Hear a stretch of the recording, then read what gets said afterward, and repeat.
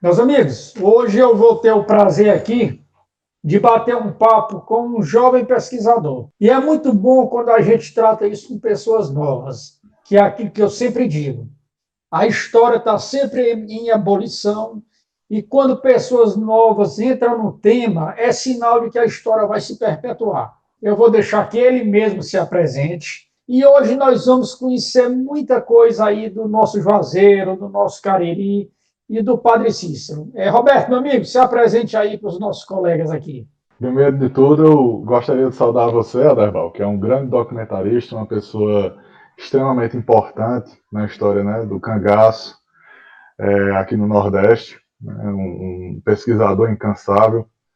E também saudar a sua dileta audiência, né, um dos maiores canais do YouTube sobre esse tema, e para mim é um prazer estar aqui gravando com você nesse momento. Bom, meu nome é Roberto Júnior. Eu tenho 24 anos e sou o fundador do Cariri das Antigas. É fruto de um traço meu que vinha desde a infância, né? Eu sou bisneto de um comboieiro e sou afilhado e sobrinho de viajantes. Então, desde a infância, eu cresci naquela atmosfera de ver meus tios chegarem de viagem e contar as histórias deles.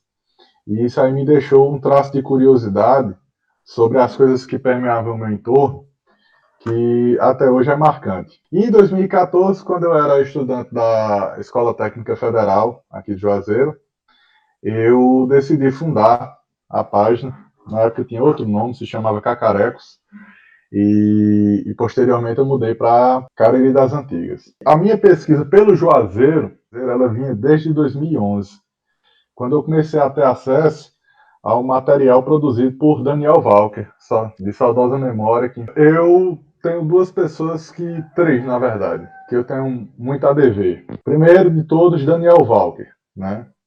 Como eu já citei ele anteriormente. Daniel foi a pessoa que primeiro me acolheu, né? Os meus primeiros livros de história de Juazeiro foi ele quem me deu de presente.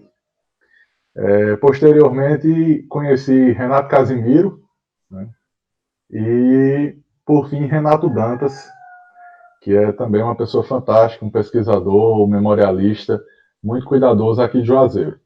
Né? Três grandes pilares da história do Cariri, com certeza. Exatamente. E aí, assim, quando a gente vai para os outros municípios, aí a rede de contatos ela se torna imensa, né? Rapaz, a gente iniciando esse bate-papo, eu estou ouvindo um galo.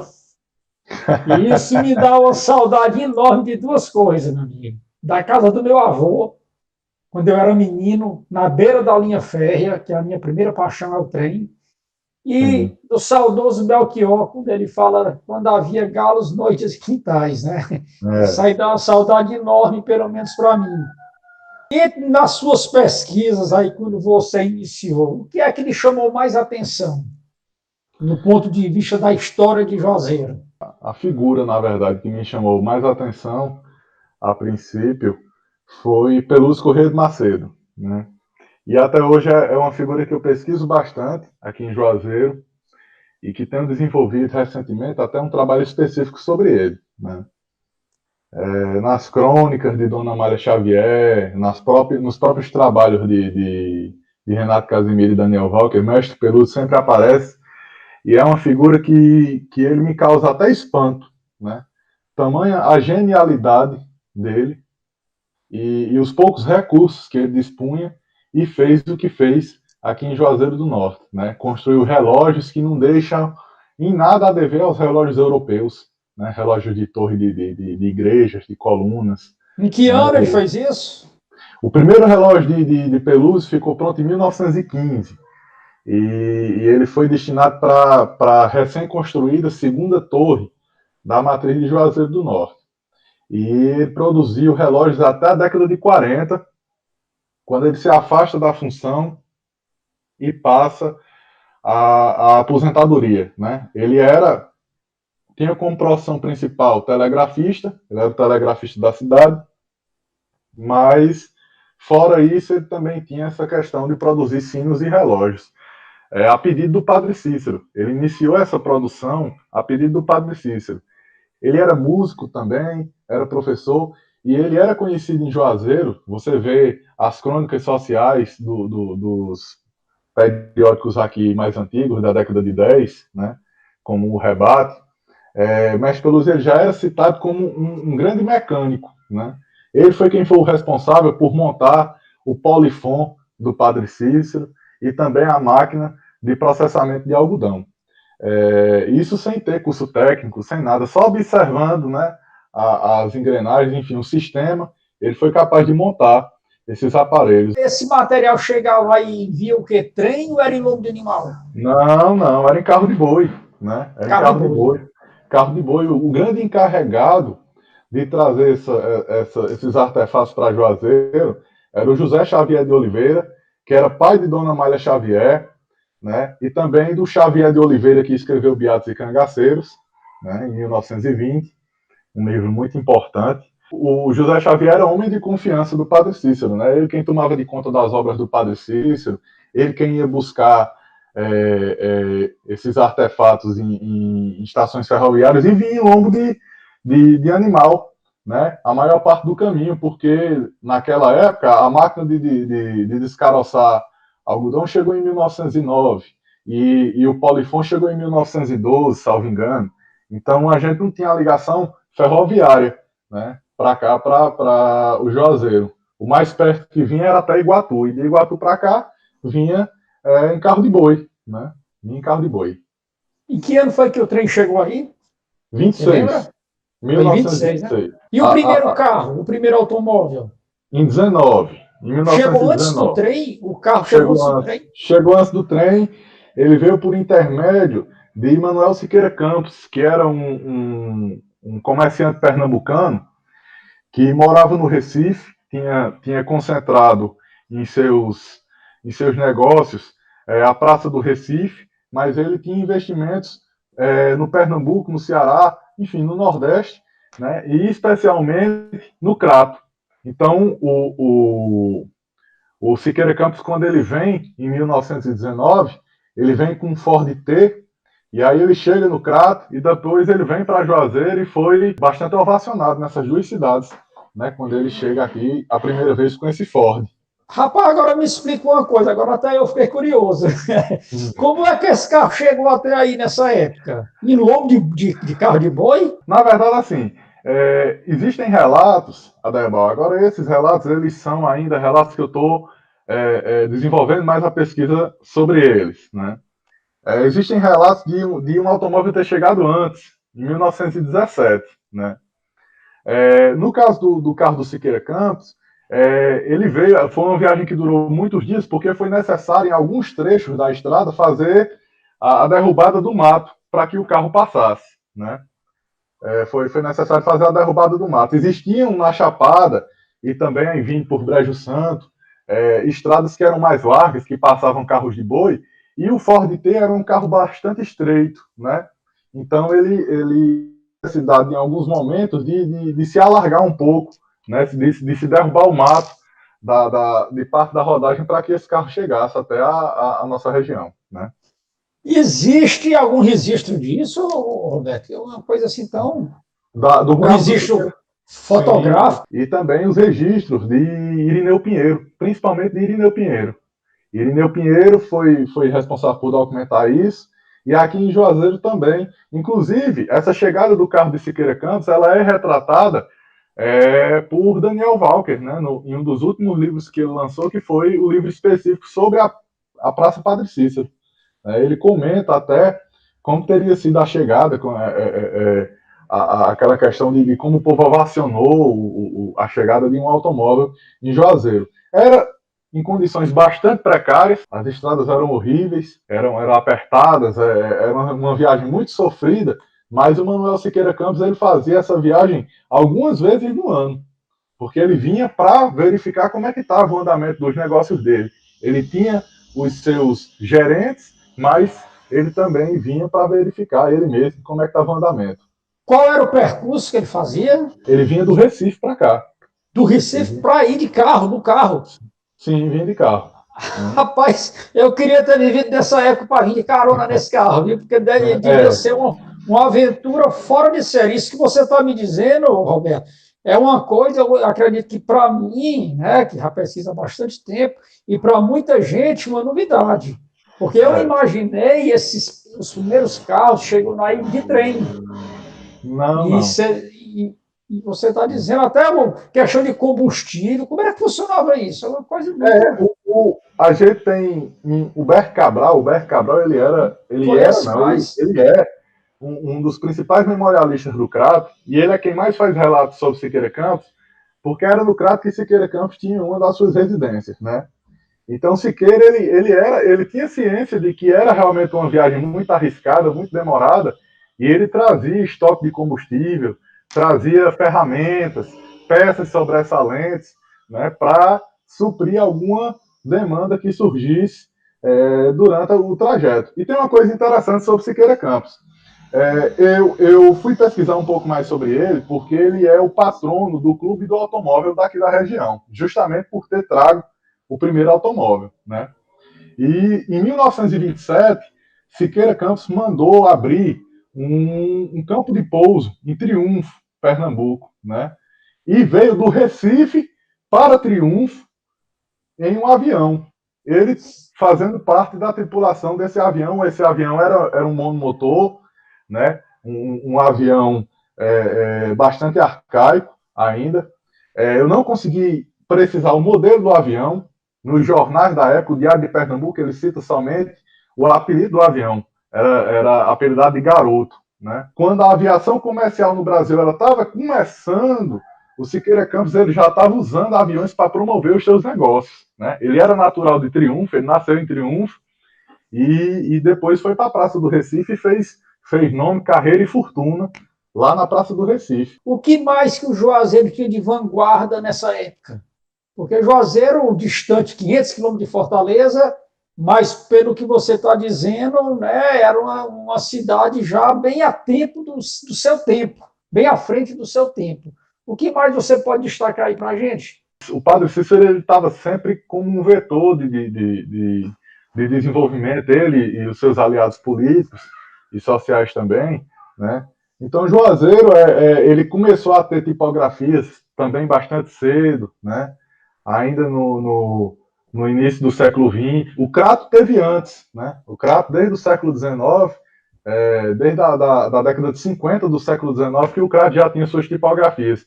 Nesse período, o Crato estava sempre na frente, né? Crato e Barbalha.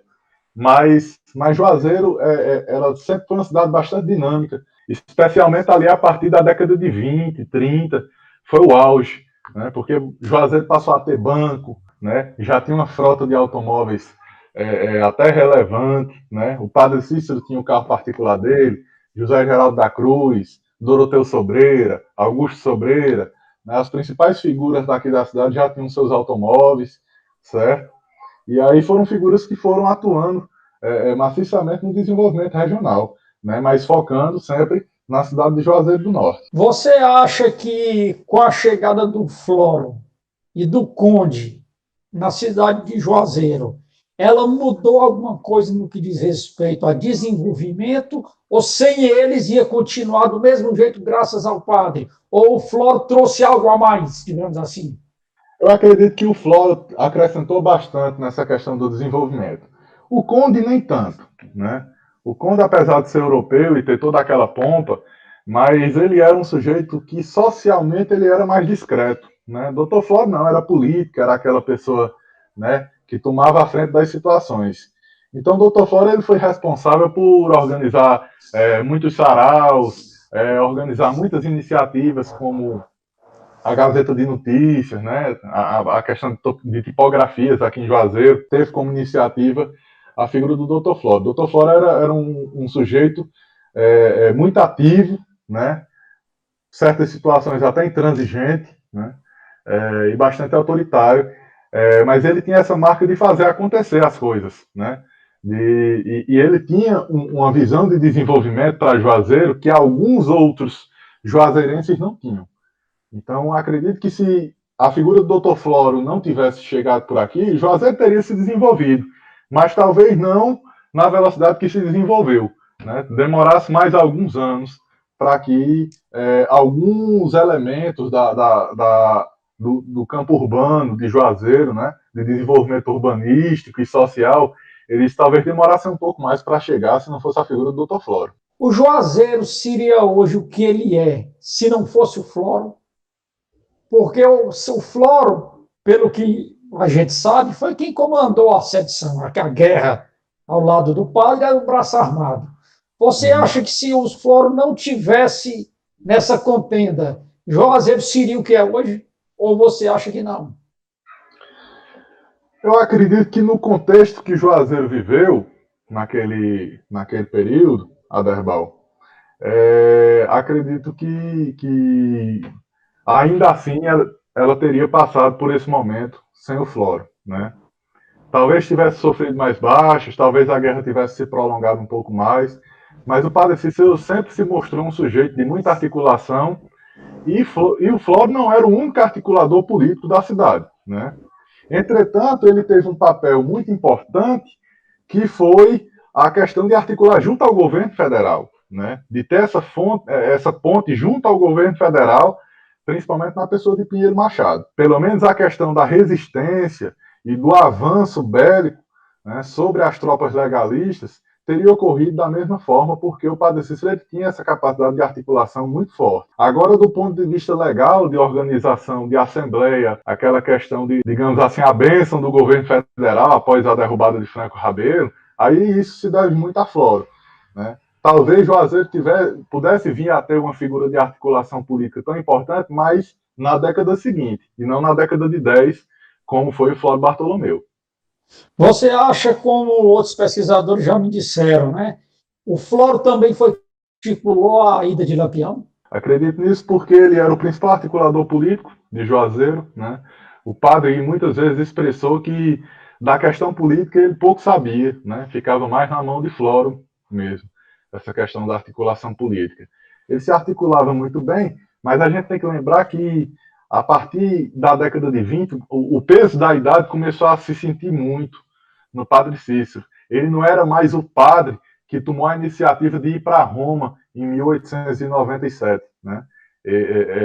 Que fez essa viagem tão desgastante. Ele já era um homem de idade, que os anos já estavam pesando sobre ele, né? Já caminhando aí para os 70 anos. O Floro terminou tomando esse protagonismo aí e foi bastante importante. E acredito que tenha sido ele, sim, o grande responsável em articular a vinda de Lampião para Juazeiro. Eu ouvi alguns relatos, não sei o que você pode me dizer sobre isso, que o Floro chegava até a gritar com o Padre Cícero. Você Sim. acha que isso tem fundamento? Tem fundamento, porque a gente tem, apesar de ser oposição a Floro, mas José Geraldo da Cruz ele era um sujeito que fez alguns relatos nesse sentido. É uma fonte muito fidedigna de Juazeiro. A própria Maria Xavier também fala disso, do temperamento de Dr. Floro. Ela até tenta suavizar, porque foi uma pessoa que conviveu muito com o Dr. Floro, né? E ela tenta suavizar a situação, colocar a culpa na doença, colocar a culpa nos afazeres que ele tinha, né? Mas a verdade é que Floro, nos primeiros anos, o Floro que chegou em Juazeiro em 1908 e se articulou ao longo dos anos, e o Floro que participou do Juazeiro após a Guerra de 14 são duas pessoas diferentes, né? Você tem um comportamento quando ele chega, e esse comportamento vai mudando ao longo dos anos até chegar mesmo à beira do autoritarismo, até mesmo para cima do Padre Cícero, né? Que era a figura que dava chancela a ele, né? Política, digamos assim. Rapaz, na época da sedição, da famosa guerra, o Juazeiro teve que se armar. O Juazeiro teve que ter munições, teve que ter armas, teve que ter gente. Como é que esse armamento chegou aí a Juazeiro para que Juazeiro tivesse tanta força? A primeira coisa que eu acho importante destacar, Aderbal, é porque sempre se coloca, às vezes até alguns autores juazeirenses, colocam como se Juazeiro tivesse enfrentado o governo do estado sozinho, né? E não foi. A gente sabe que vieram reforços, né, de muitos potentados rurais das cidades vizinhas. E essas pessoas, elas possuíam seus arsenais. Tanto possuíam matéria humana, como também bélica, armas e munições. Só que existia uma constante que era poupar munição, né? Era sempre uma constante. Doutor Floro, Zé Pedro, enfim, todos os principais enfrentantes da guerra que começou em 1913 e findou em 1914, eles sempre solicitavam os seus jagunços, né? Que poupassem munição, que tentassem ser mais assertivos nos tiros, porque a munição era pouca, e após algum tempo de batalha, a cidade de Juazeiro passou a perecer também com pouca comida, né? Com poucos haveres. Então, Juazeiro chegou a ficar em estado crítico, digamos assim, do ponto de vista de abastecimento. Mas aí depois, diante das táticas que foram desenvolvidas e do avanço que houve para as cidades vizinhas, aí isso foi sanado. O seu Cassimiro, avô do Renato, qual era a proximidade dele com o padre, com o Floro e o que ele fazia para eles? A família de Renato Casimiro chegou aqui, acredito que no início do século XX, não tenho tanta precisão, mas sempre eles foram uma família bastante atuante, né, na sociedade de Juazeiro, principalmente o pai dele. Né, bastante respeitado aqui em Juazeiro, dono Doralice, e eram dessas pessoas que tinham proximidade social com o padre Cícero. Ah, tá certo. Porque eu ouvi um relato da Lutgard dizendo que o pai do Renato tinha um transportes que levava as pessoas de um lado para o outro. Não sei se era ônibus ou se era caminhão. Você sabe alguma coisa sobre isso?